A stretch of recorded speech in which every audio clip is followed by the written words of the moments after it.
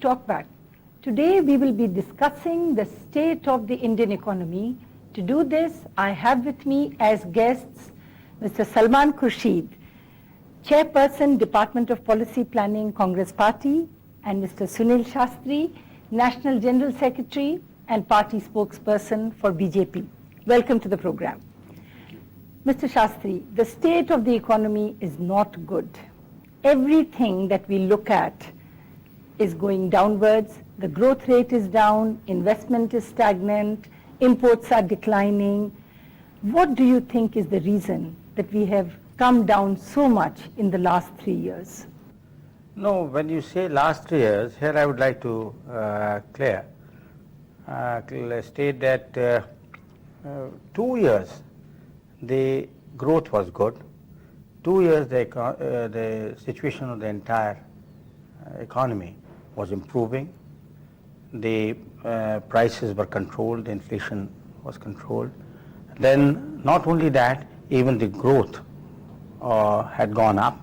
The food grains crops had touched 209 million tons in 1999. This year, somehow, we do feel that there has been slowing of the economic growth. But that is not because of certain, the programs or the policies, but due to the world over. If you see the world over, the sluggishness in the economy has come in. And that is one of the reasons. And secondly, we did have a lot of droughts and other problems did creep in. And our production in the sector, agriculture sector also came down, thus, curtailing the purchasing power of the farmers and the other people. So all these things are considered to be the major factors which has slower down the rate of economy. But we are confident now because we do have a feeling and we are going in for remedial measures, and we hope that in the coming year, because of the good rains, good monsoon again, we feel that the bumper crop is expected, and we will try to, but not only food grain, bumper crops will improve the situation. We will have to go in for other measures. For example, the road, construction of roads, the Prime Minister's scheme, wherein we are going to link up, the entire country, and we are going to have for national highways, wider roads and better roads and all that. All these type of things, the money which is being allotted, and once it starts, the implementation of these programs go in full swing, naturally it will create more of employment, it will give better production in the steel sector and other cement sector and so many other things. So all these things, it has to be looked into in totality. Then only it will be harmed. But the truth is that for 30 years after independence, we grew at an average rate of about 4% per year. Then in the 90s, in the mid-90s, we were able to raise that growth rate to 7%, 6.5 to 7. And today, we have slowly, over the past 3 years, we've gone down systematically. That growth rate went down from 7 to 6.5 to 6. And this year, it's 5.2, Salman. I mean, it's really disturbing. What is going on? Not surprising at all. They're not in control. There is no semblance of economic, clear economic thinking. The finance minister, I think, is this one last person who gets to know anything about the economy or anything to do with economic institutions.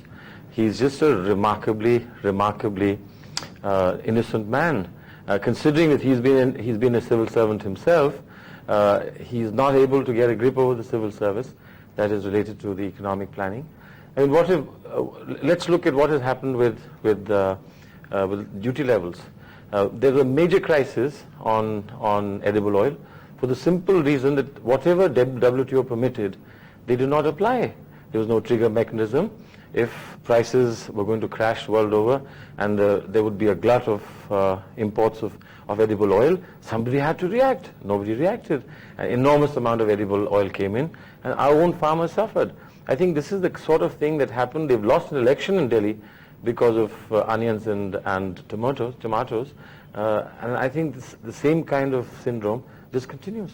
But if I may turn the question around, The truth is that whichever government comes to power, they want to do sensible things, and the opposition comes in their way from helping them to do the reforms. Now, let's take one instance of why investment climate is not good, and why and how this government was determined to go ahead with privatization. Why is it that they have not been able to do? Some would say that it was the opposition that did not allow the government really to go full steam on privatization. We are neither in a position to stop privatization, nor have we.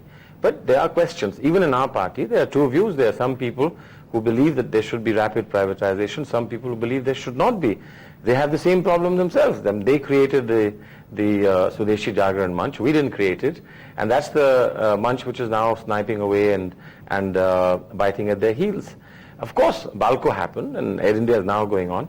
But is it too much that we ask a question, how is it that the major assets of Indian economy are being sold with only one person the world over being interested in them? This is what worries us. But tell me, Mr. Shastri, why is it that we've had so many governments over the last 4 or 5 years talking about privatization, setting sort of targets and not being able to achieve? What is the problem?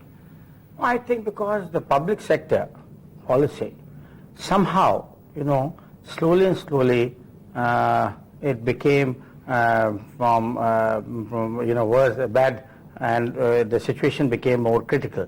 So all these things happened in such a manner that to improve the economy, naturally private sector had to be given more of importance. So the private sector was encouraged, and they were asked to, I don't deny that even 20 years back, if you say private sector did they had an important role to play in the economy, but now the situation demanded that more and more private sectors should come in, because the public sectors were not able to perform well. They were not able to perform according to what was the expectation of the government now. But as Salman has mentioned, I would like to mention, the WTO, when we come down to this, when we talk about the economy, it is something where we cannot blame each other. It was something which started from the time when the Congress was in power. And there were certain, matters and important issues which were discussed, and the government had to sign on certain agreements. So it is a continuous process. Now we have to see to it that how through the WTO, we in India, our people in India, whether they are industrialists, whether they are farmers, whether they are anybody, even small scale industries and kutir udyog, or you may call it village industries, to protect them, how to safeguard their interests, how to make them compete. But we are confident. This meeting, and now the Prime Minister has already expressed his desire that he will convene a meeting of all the Chief Ministers. All the Chief Ministers will be called, a meeting will be held before the Indian delegation visits in November, Doha. In Doha, there is going to be a decision on whether there will be a new round of negotiations, which means that you will discuss we will not A, go B, in and C. No, here I'll like to be very clear. We will not go in for any new grounds unless and until the problems, the difficulties which we had been facing from the earlier agreement are not set right, are not. And we have only 2 or 3 other countries who are with us. All the other countries are saying that if you want to settle the problems in one area, if you go in for a discussion on a round, you can give somewhere, take somewhere, and you will be able to achieve something. But we have been very insistent, saying there will be no new round. What is the Congress's position on Well, see, the main problem the Congress has with the government is that the government doesn't share enough. They share too little, too late. There is no way. I mean, the ground reality is that there is no way that you will rectify anything without a fresh round. Frankly, that is the ground reality. I mean, no matter how much we push Europe, Europe is not going to be able to give anything now at this stage. The main problem is, are we ready with the things that we should be doing? What about small scale industry? I mean, the small-scale industry is now losing its protection. People have been accustomed to protection. Have we prepared our small-scale industry enough? Or this panic buttons are pressed, China and Chinese goods are coming in, what are we going to do? And suddenly, the line between an economic reality and general patriotic feeling is fudged. And before you know that How would you prepare the small-scale sector? That's well, a good question. You should have told the small-scale sector, this is coming, this is going to happen.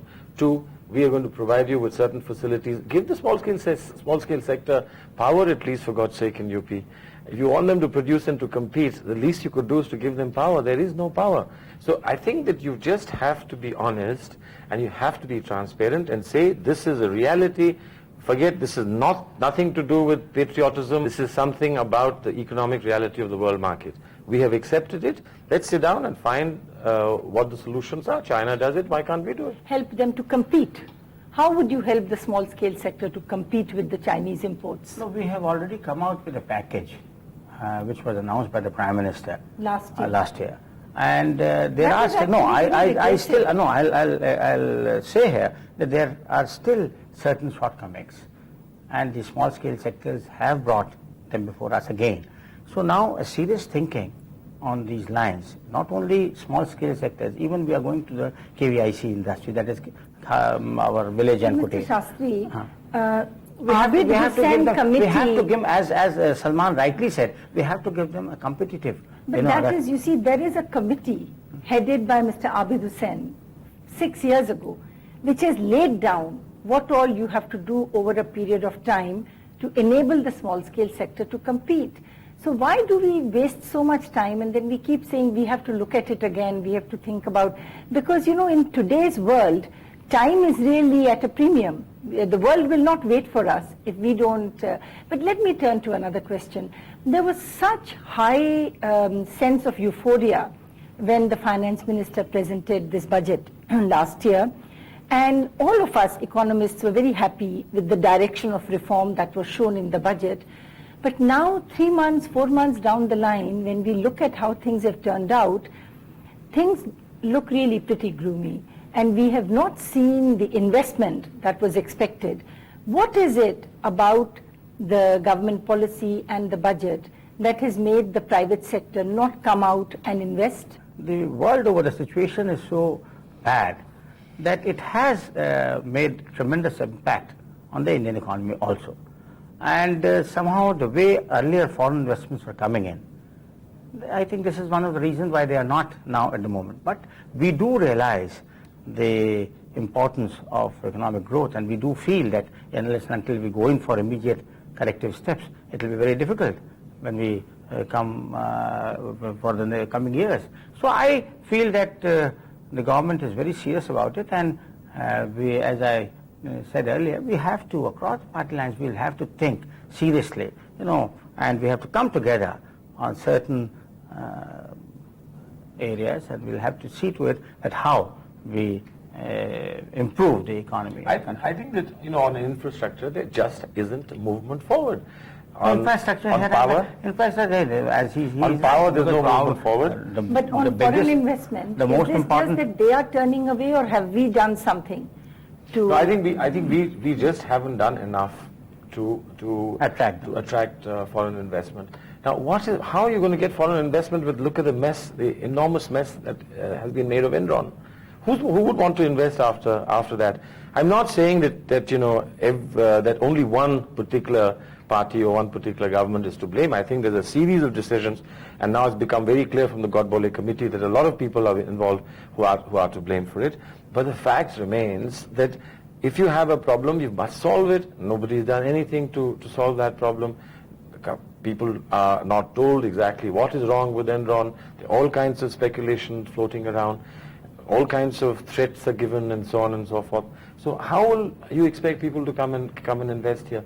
And even now, the bureaucratic element involved in clearances for people to come and invest and start work is absolutely enormous. You may have cleaned up under central government, but my God, the states are horrible. Leaving 1 or 2 states, the states are horrible. Every day that the Enron plant is closed and the way it is, we lose so much money, and the Enron company loses so much money. Why do you think we are taking so long to settle this issue? I think the state government also is responsible to a great extent, because it has been, they have been passing the buck from one to another, one party to another, like that. The government, and I think central government, has very clearly stated that if you want to continue, we are always supportive. We are not against. But the point is, the state government, the way they have been tackling, it is not in the right. I can go even to the extent of saying the right direction. Well, there's a choice between bankruptcy and doing what they're now doing. If they pay Enron according to the system by which Enron is expecting payment, the state government will run out of money in a year's time or 2 years' time. There will be no state government. And then you will step in and say, they don't know how to run Maharashtra, let's have a fresh election, and Mr. Bal Thackeray should be handed Maharashtra back on a platter. Now, how can that be? How can that be accepted? No, but I think we will have to. We'll have to tackle this problem. But whether it is the state government or the center, when we have a harsh reality and we don't apply our mind to it and solve the problem, take the case of the UTI, the problem doesn't go away. It comes back, 10 times worse.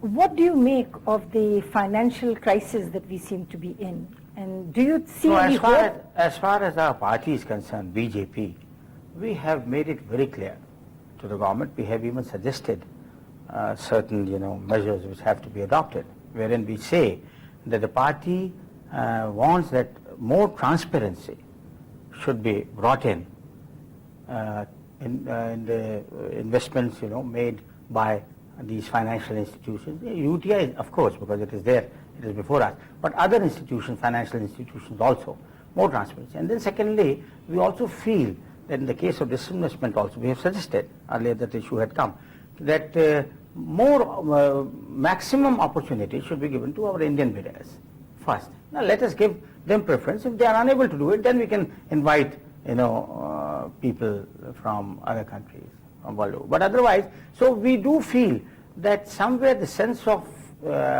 feeling towards the nation should also come up. It is not. In what sense did you say the preference should be given? In what sense?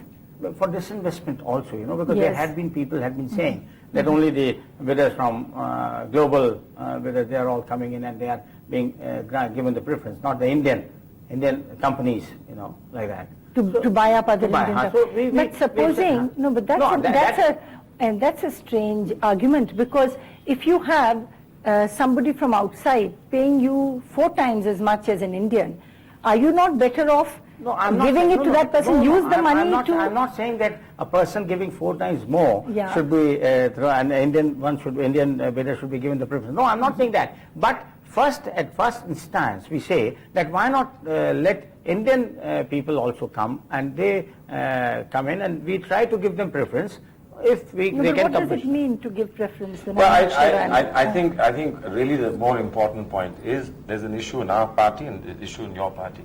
And that issue, I think, is what is troubling you and you're trying to get at that, maybe, if I can suggest this, is that large-scale privatization is taking away the control and indeed the sense of participation of average Indian, the small Indian, the working class Indian, etc. Is it a way in which we can shed government equity to the workers?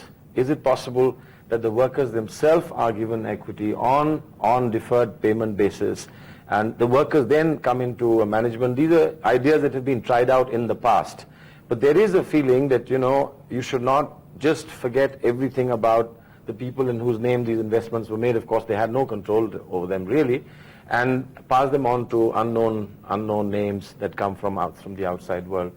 But, on none of these has the government engaged us in a meaningful dialogue, because there seems to be severe competition for who can take the applause for success. And therefore, we look like spoilers, our people feel frustrated, they go out and become spoilers. And okay, if you want to take all the credit, you won't have credit. Not just on the economic front, the political front. Agra, exactly the same thing happened. They don't want to talk to us, they want all the flowers to be showered on them. We stand there as though we have nothing to do with Agra. Then they suddenly call us last minute and say, well, very quickly we thought we'll give you this handout So what do? We scream murder and we say... But we have been consulting. Don't say that. You would tell me No, we have been consulting. As far as Agra is concerned, the Prime Minister convened the meeting of all the opposition. No, but after 4 days before... After taking the consensus, 4 days before the everyone meeting. was consulted. 4 days before the meeting. But let me get back to the economy. After all, the process of economic reform was started by the Congress party, and we are going down a certain direction.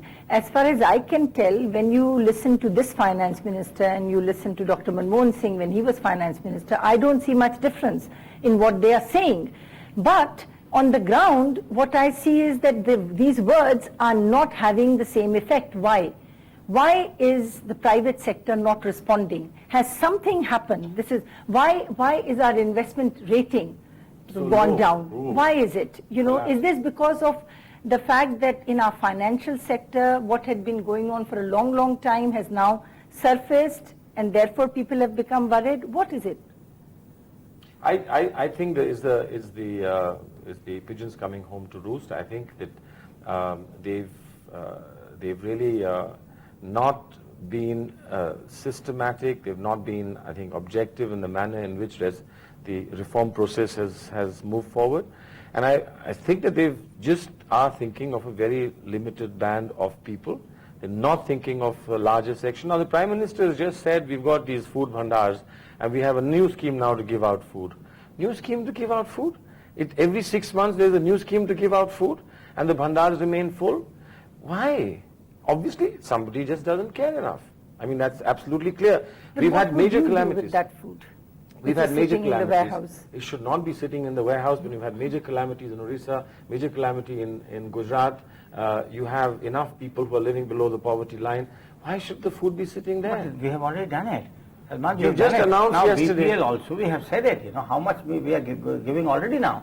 And even to senior citizens, we have announced. You redefined the BPL as well. And to be fair, when the finance minister says to the state governments, okay, you devise your way of procuring and distributing food, they say no. They want to pass the buck on to the government of India.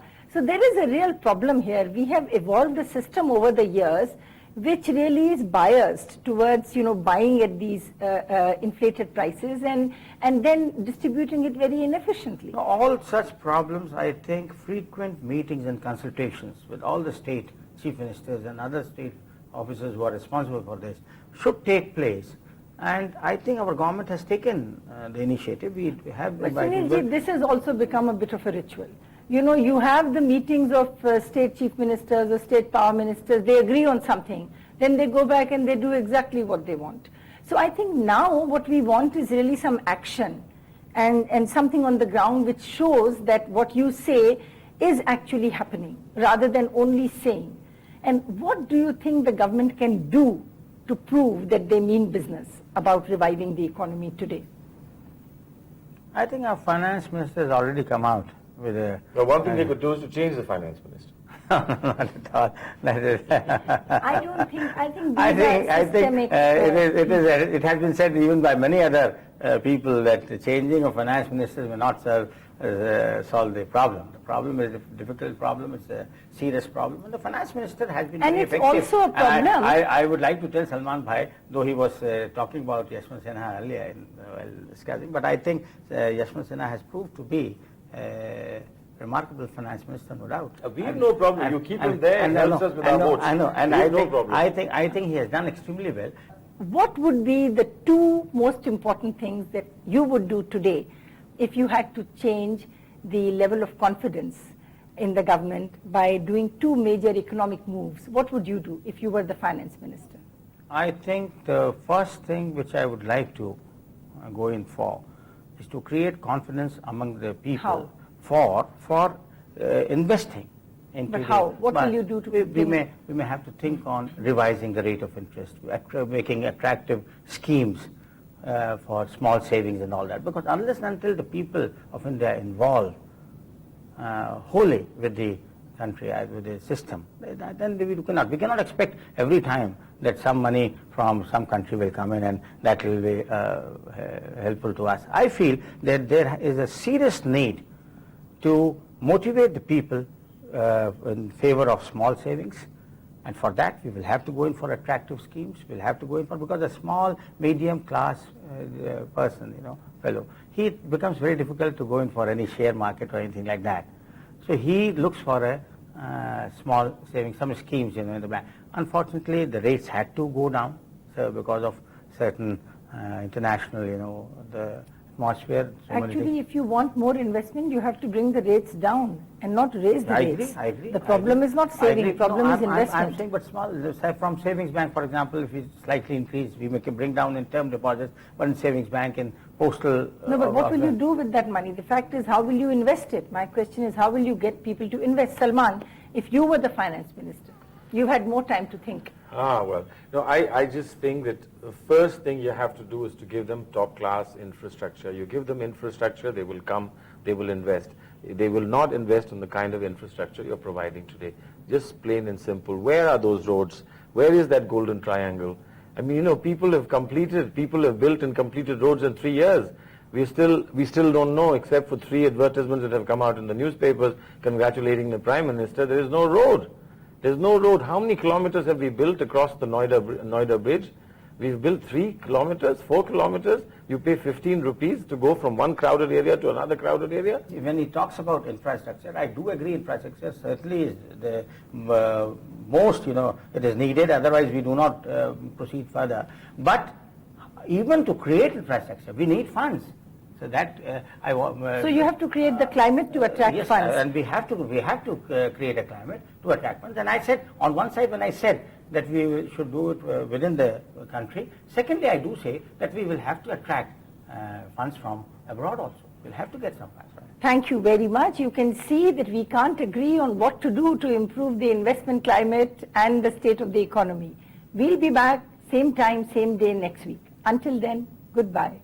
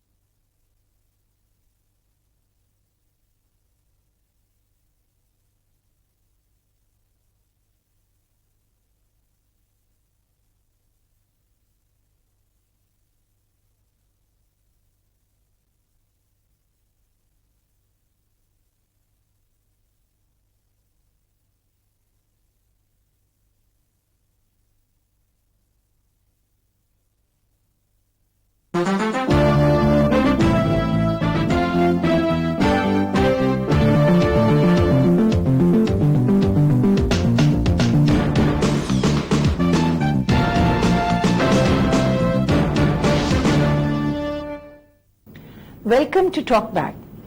Today we will be discussing how the WTO has really created an environment in which biotechnology is increasingly playing a role in developing future medicines. And India has a tremendous future in the area of biotechnology. To discuss the impact of the biotechnology revolution in India, I have with me none other than Mr. Vara Prasad Reddy, founder and managing director of Shantha Biotech, Hyderabad, the first biotechnology firm in India that has really created revolution in producing a vaccine for hepatitis B, which is much, much cheaper than what we had to pay earlier on before your firm came into the picture. Welcome to the program, Mr. Reddy. Tell me, you were a government servant for many, many years. You were a government scientist for close to 15 years. Then you left that and went into electronics. You were an entrepreneur in the area of batteries. Then you gave all of that up. And you took risks. You're not a scientist. And you moved into the development of a vaccine for hepatitis B. Now, what I want to ask you is, what made you do it? And how did you really bring this about in such a short time? By education, I am an electronics engineer. I was in research and development in defense. So my foundation in career is R&D. For various reasons, after a stint of 7.5 years, I left R&D, defense R&D. Then I was in state government service as industry promoter. So I had an exposure to entrepreneurs and government setup, how the industry runs, etc. I have gone through the management course also, so I acquired some skills. There also I couldn't continue because of the deviations from my expectations. An ideal entrepreneur should be something I thought, which is not happening. Then I wanted to become an entrepreneur myself. I joined an ongoing company which is engaged in research and development. That is my subject of my liking. That ongoing industry is basically in electronics and batteries. We did very well with a partnership company. But after 7 years, there was a bitter separation between me and my partner. I had to come out. That coming out is not normal coming out, with a lot of disturbance in mind, bitter feelings, what we call in Sanskrit Mahavinishkramanam. That is walking barefoot, leaving everything. That has really disturbed my mind, and I was running around for peace and solace. A chance attended a seminar outside the country. I don't want to go into details, but it is a chance attended. First time I heard about hepatitis B there. Some speakers were describing how important that vaccine is. Unfortunately, the developing countries like India, Pakistan, Bangladesh, they were not having this vaccine in their fold. The other countries also do not have. Actually, only 2 or 3 countries are producing this. They were selling this vaccine throughout the world at very high cost. Which year are we now in? I am talking about 91. I left my partnership in batteries and electronics. 91, end of 91, I attended this seminar where I heard about this hepatitis B and some derogatory comments about the countries like India, Pakistan, Bangladesh. They were saying the country has no program for mass immunization. They do not have any effort towards developing our own vaccines. They were even saying to the extent of we go with begging bowl for subsidized vaccines. It hurts me. I thought, why we have to depend on these begging bowls and every time go to them for subsidized vaccines. When I inquired, I was told that this vaccine is being sold in the country by one firm, multinational firm, at 780 rupees per dose. Each individual requires 3 doses to get total immunity from disease. I think in India it is not a small money. Almost 2,400 rupees. 2,400 rupees per person. If there are Yes. 4 or 5 members in the family, it's quite a chunk of money. One doctor told me he goes with double gloves to the surgery room to protect himself in lieu of vaccination because he also couldn't afford it. So I saw the seriousness in this. Then I thought, why not we do this? At the time it is not a business thought. Disturbed mind, and the other people are talking about our inability to come with our own vaccine and our government's indifferent attitude not to include it in national immunization schedule. So you took it upon yourself. Yes, I thought there is a need here. Can we do something? I'm not having any work on hand. So first step is to contact my cousins who are scientists basically. They said that it is the latest technology. 88 only they introduced this vaccine here in this country, in America. Let us not talk about it. It may not be available, they said. But I pursued the matter. They took me to the company which has the technology for this. In America? In America, in California. They licensed this technology to one Belgium firm. SmithKline Vision is producing it. So I went there to get the technology. With great effort I could get the interview. There they further pained me by saying that vaccine is not necessary for India, we have enough people. You can understand what they mean. And I said that I came for a business, let us talk business. Another stroke to me is India cannot afford this latest technology. 88 we introduced, recombinant DNA technology, is not for India, it is costly. I persisted that let us talk numbers. He gave me a negative quote, $100 million, are you for a game? First of all, I can't afford that. Even if I can afford that, my mental calculation said, if I buy that at $100 million, I have to apportion it on the end product, which means that again it will be costing, if not 780, maybe 500 or 600. That is not my purpose. I thought this vaccine should be made available to public on par with other vaccines which are costing around 50 to 60 rupees or 70 rupees maximum. Any other vaccine was not costing more than 70 rupees. So what did you do? Then I told him, look, is it a negative quote or anything? Then he changed the subject. Okay, even if you can afford this money and pay me, I transfer the technology. Your scientists will take 2 decades to absorb this technology. That was the last straw and blow. I said, look, I'll come back to you with a better vaccine, and it doesn't take 2 decades to absorb. 2 years I will come with my own technology. That is the challenge, out of grit of anger. But not knowing how you were going to do it. You just said it. I just said it. The blind challenge. And then what did you do? I came back to my cousins and requested them, why don't you help me out? They didn't take me seriously. On one long weekend, I pursued the matter, and the matter came to one logical conclusion. They say that, look, technology we don't know, but techniques involved in it we know. What we do is, if you start a small R&D setup in India, send them here, we train them in different techniques. And they found some noble-minded people, both Americans and Indians. After all, any technology is comprising of several blocks.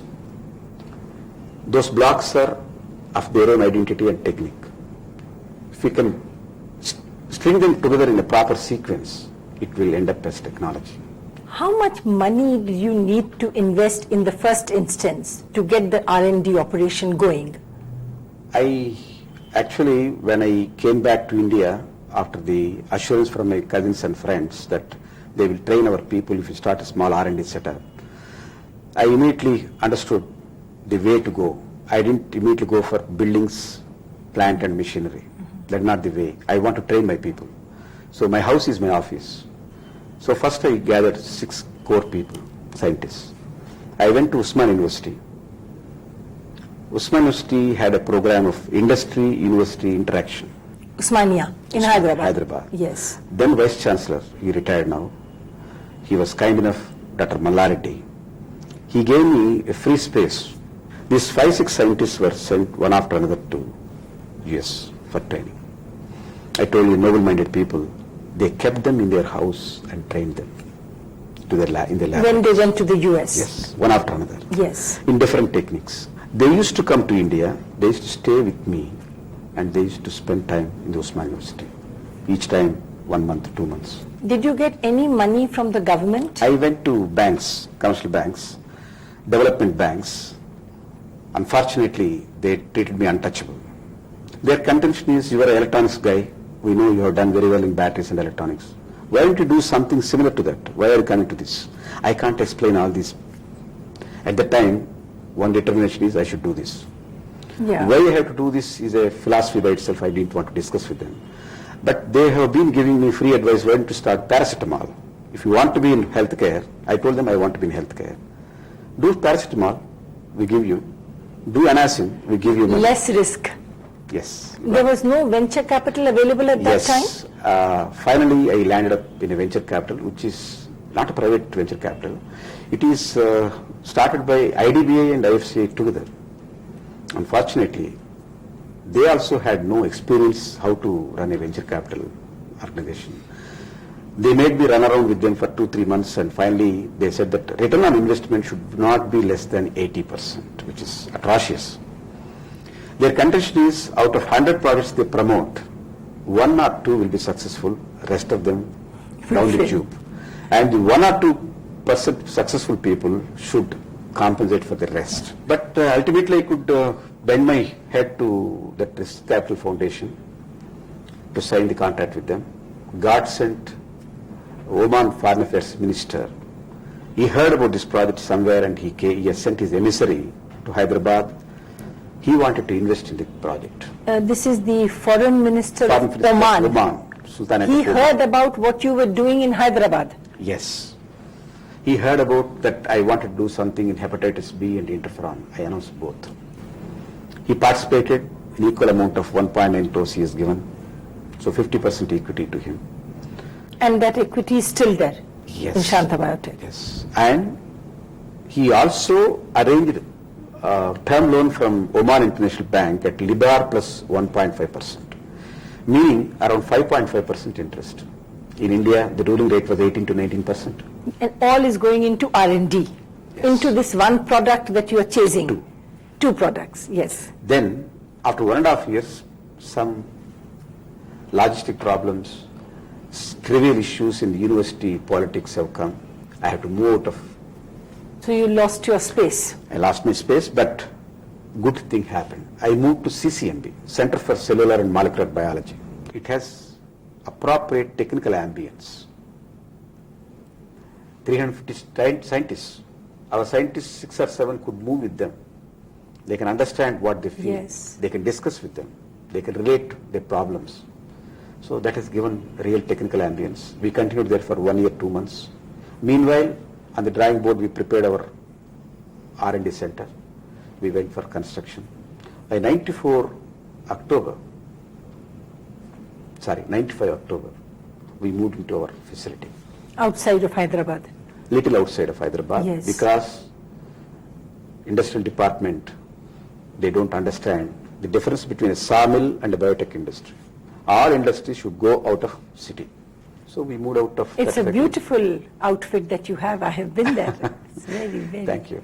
So, 95 October, we had our own facility. We started to work there, and by then we are ready with the product. We started doing samples given for clinical evaluation. My problem was, at the time, the government setup. Biotechnology product was not there in the country. May I ask you, when you say you are ready with your product, at what stage did you register your patent?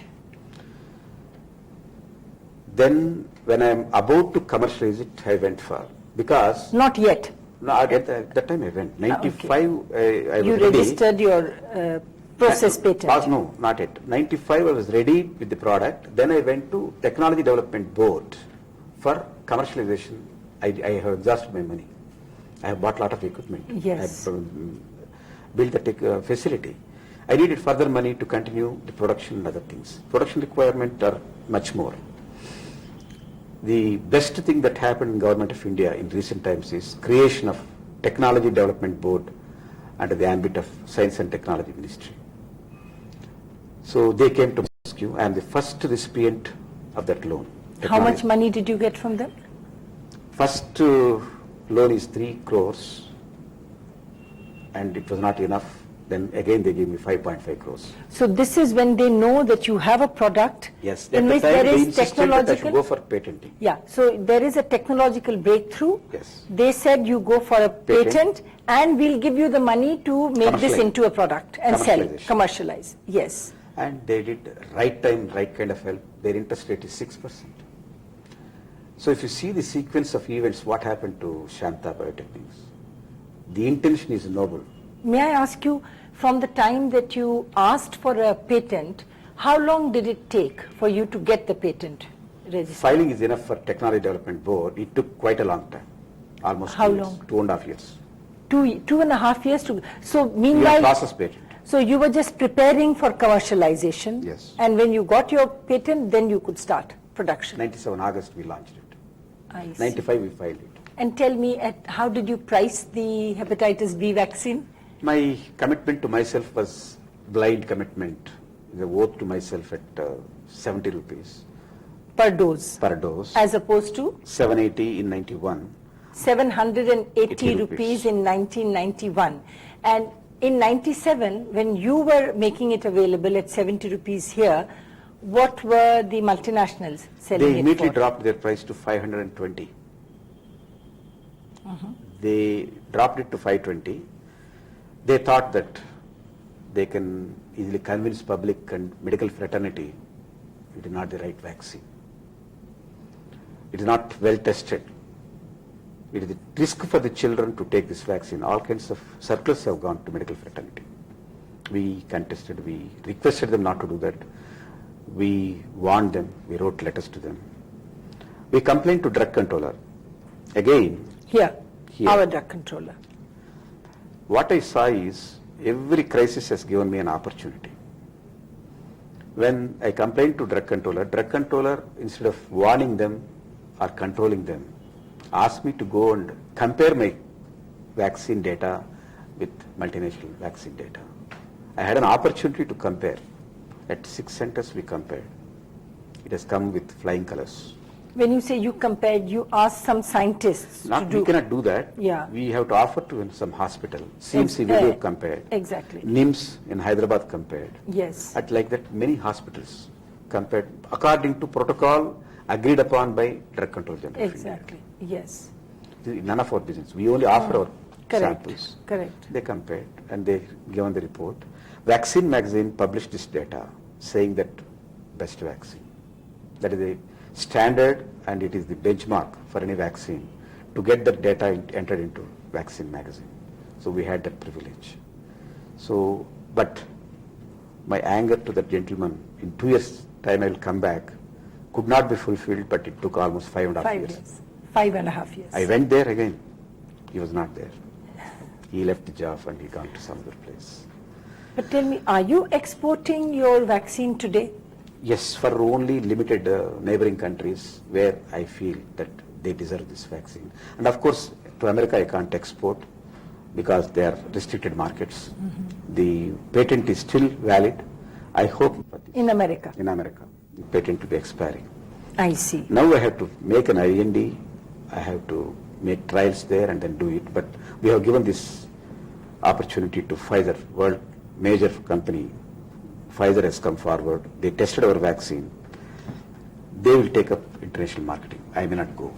But tell me, from the time that you filed your patent to the time you actually went into production, did you have to interact with the government in any way?